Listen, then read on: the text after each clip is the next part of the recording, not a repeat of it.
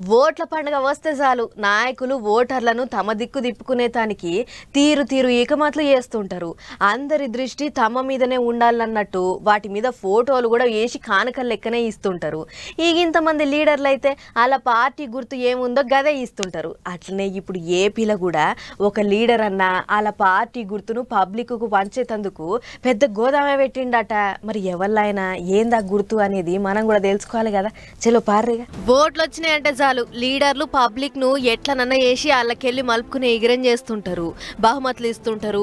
ఇంతమంది వాళ్ళ పార్టీ గుర్తు ఏముందో అదే పబ్లిక్ ఇచ్చి ఇగో గిదే మా గుర్తు, దీని మీదనే మీ ఓటేసి మమ్మల్ని గెలిపియాలే అని ఓట్లు అడుగుతుంటారు. ఇది అందరికి ఎరుకున్న ముచ్చటే కదా.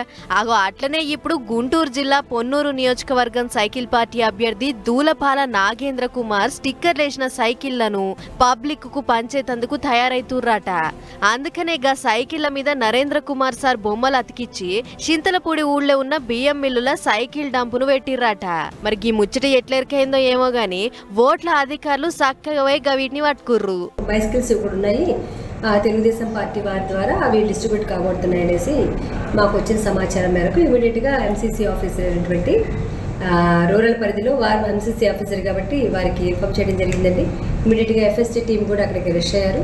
రష్ అయిన తర్వాత అక్కడ వాళ్ళు వెరిఫై చేసుకున్న దాని మీద అక్కడ 567 బైసికల్స్ ఐడెంటిఫై చేయడం అయింది. ఆగనట మొత్తం 567 సైకిళ్ల మీద సైకిల్ పార్టీ అభ్యర్థి దూలపాల నరేంద్ర బొమ్మ ఉన్నదట. గా వీటిని అన్నిటినీ పట్టుకొని సీజ్ చేసిర్రట. మరి సైకిల్ గుర్తు కాబట్టి సైకిల్ ఇచ్చే ఇగ్రం చేస్తుర్రు గాని అదేవో విమానం గుర్తుంటే విమానం ఇచ్చేటోళ్లే ఉండెనో అని అనుకుంటుర్రట ఇప్పుడు అక్కడి పబ్లిక్.